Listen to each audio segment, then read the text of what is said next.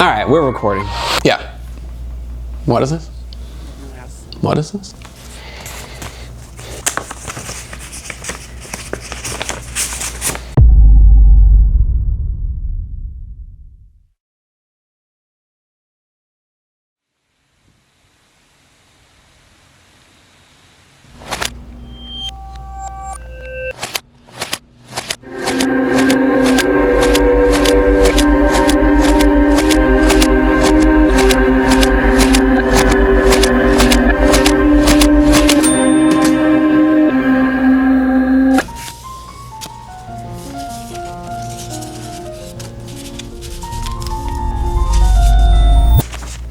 There's nothing here.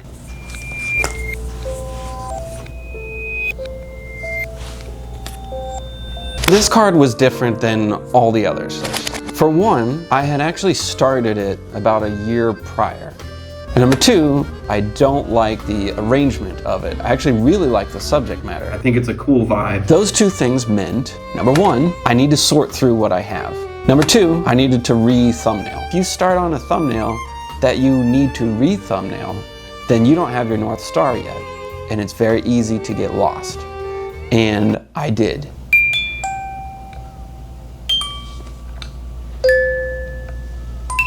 Let's back up a bit. If you remember, I'm making a book. It's a book of sketches. And the goal of the whole thing is kind of to just develop ideas. Keep them very simple and then move on to the next one.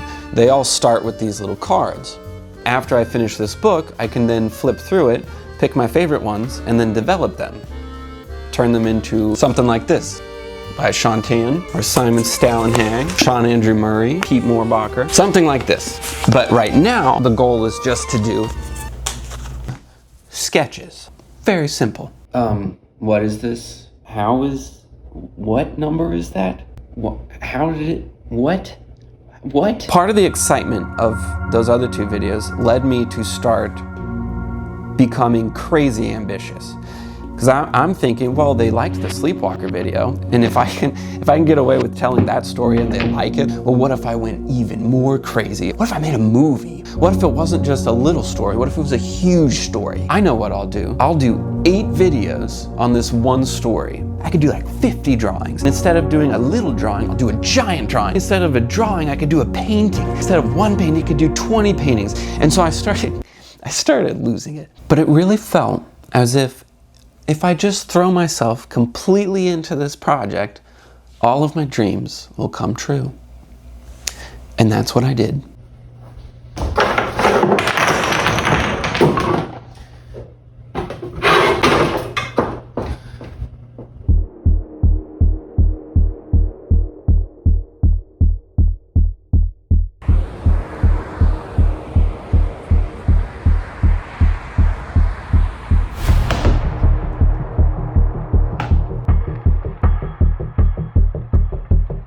Sitting in a Publix parking lot. Today's the last day I gave myself to finish this drawing. I'm trying to jot down this quick thumbnail. So I'm going back and forth on a lot of things. So I can't really explain it, but once this is finished, I have to start the video. I should probably edit the video. I'm afraid to draw. Get that out in about 1 week. The way this fountain looks, how I want the car to feel when it's underwater. I read about half a page, and now I gotta go to work. I have got to get to work. Page. For some reason, I cannot find my coffee cup. There's at least 2 things that I thought of. One is that I like her stripes. I can't find my coffee cup. Sort of white and black, sort of this dual character.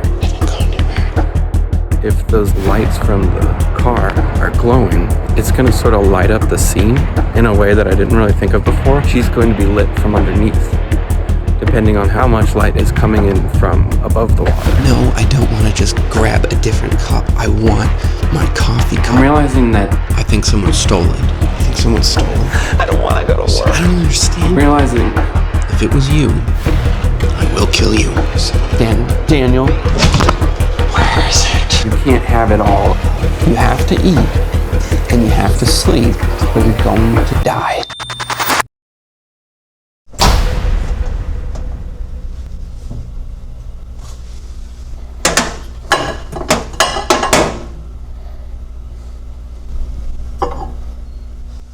is in the microwave. I should probably draw now. But first I'm gonna make some coffee.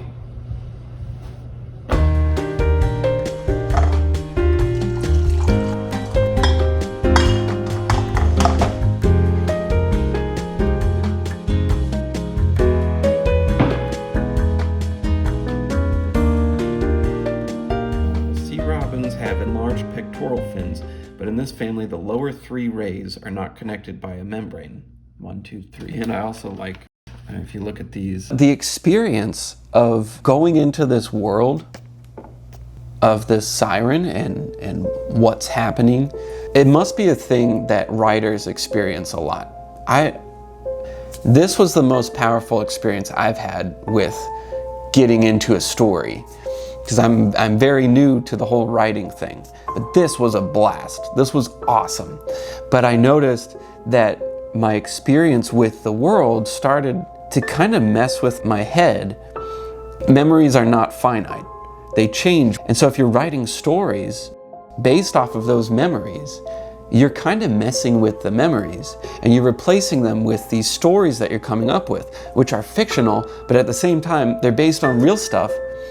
And they just start to get swapped and confused, and it's very strange. It wasn't just a quick, summary of a scene. This was like the beginning of a novel type of thing. I'm not gonna tell you the whole story. I've decided to just save that, and then later I can come back and revisit this one.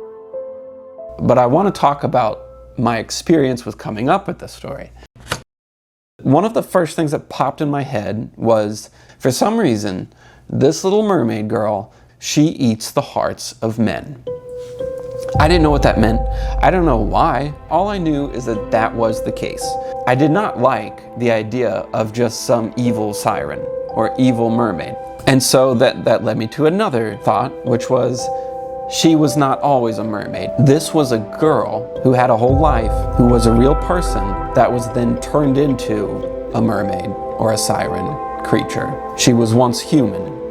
And so then you start asking, okay, well, if she was once a girl, what in the world would have to happen in your real life as a real human to then get you turned into a mermaid, and then also drive you to want to eat the hearts of men? And I don't like the idea of it being silly or kind of goofy, or she's just an angry person that wants to eat hearts because she's evil. It's what could actually make sense to a real person that they would want to consume the hearts of men.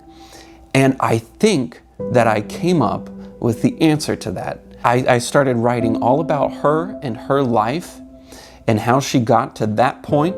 That was one of the important things. Number two was, if you look at the card, there's this sunken sort of Model T. Why is the car submerged? How did it end up in the water? And then I started thinking, well, it was probably intentional, that this person intentionally drove into the lake. This mermaid siren is coming to them to what? To consume them or to save them? And I think I ended up sort of on both. And so the story started to grow from there. And then it was, well, who's this person in the car? What is their relationship to this mermaid? If we rewind time, who is this person and where did they come from? What's their life? How did they end up here? And then what is her life? How did she end up a mermaid? How did she end up being this creature?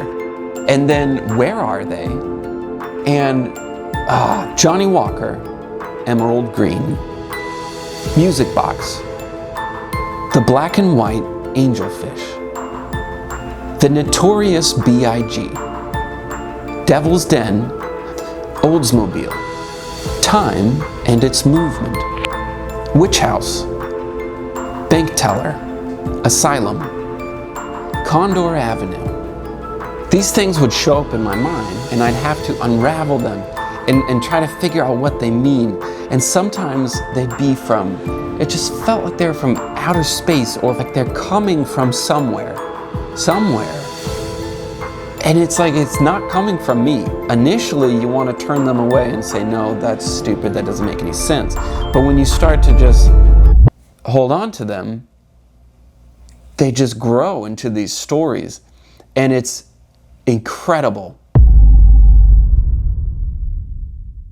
A lonely man decides he wants to catch a fish. He grabs his tackle box, his fishing pole, hops in his truck and begins to drive. On a normal day, he would maybe drive downtown to the dock, cast his line in the water and do just fine, but not today. Today is a special day. He heads down a road he's never been on and drives for longer than he normally would. See, today he wants to get away from his loneliness. It's always worse on his birthday. He'll feel better when he's fishing. He drives on. There are a number of lakes across town. Sooner or later, the dirt road he's on will lead to one. He's sure of this. And sure enough, there it is. But there's a large black iron gate blocking the way. It's locked. But he didn't drive all this way for nothing, so he grabs his tackle box, his fishing pole, throws them over, climbs the gate, and continues on. He gets to the lake and begins to fish. Minutes turn to hours, and the day begins to seem devoid of any luck. The sun begins to set. It would probably be best to leave soon. But as he thinks the thought to leave, his line sinks into the water, and he catches a big one. He's not the type of man to leave when the fishing is good, so he casts one more time. Again and again this happens. Every thought of heading home is followed by another catch, bigger than the last. Before he knows it, the day is done. The moon is in the sky, and a fog begins to spread, and he feels cold. The realization of just how far from home he is becomes very clear. Just how secluded this area truly is. In fact, he has no idea where this area even is, and it's nighttime. He has a long drive home. As he gets up to leave, something strange happens. The moon has been moving across the sky and is now directly above the water, shining straight down into the center of the lake. The water starts to move as if it's in a cold boil. Then drops of water rise from the lake and float towards the sky. It starts to rain in reverse. It rapidly evolves into a full downpour, except it's going up. He stands in shock, entranced, as if in a dream. He starts to forget where he is, what time it is, who he is. The only thing he feels is a sense of fascination, drowning out his deep pain of loneliness. Something emerges from the center of the lake. A woman, a sea creature, a beautiful creature. It's a mermaid. She's floating in the rain above the lake, but she moves as if she's underwater. She twists like a snake swimming in the air, but she looks like an angel from the moon. Half of her body is smooth and pale as milk. The other is fish scales reflecting the moonlight like jewels in a cave. She looks deep into his eyes and begins to sing to his soul. The melody soothes the darkest recesses of his longing heart, like an echo from eternity, filling his loneliness with wonder. He falls deeply in love with her. She reaches out her hand. He entangles himself in her. She slowly pulls him to levitate with her above the center of the lake. They start to move and dance in the moonlight, 100 feet above the surface of the lake. But the moon doesn't wait for anyone, and it continues to move across the sky. Dark shadows of the trees creep into the lake. The rain slows to a stillness. raindrops floating, completely motionless. She embraces the man, suspended in stillness above the lake, her long, slender fingers against his neck, squeezing him tight. She kisses him hard. Then all at once, everything falls. The woman, the man, and the rain fall back into the lake with a loud sob.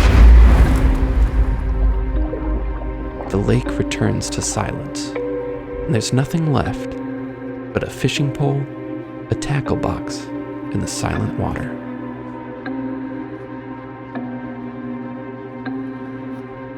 A few weeks later, his body washes up on the shore of a different lake in a different part of town. His heart has been carved out of his chest, and his fishing gear and his truck have never been found.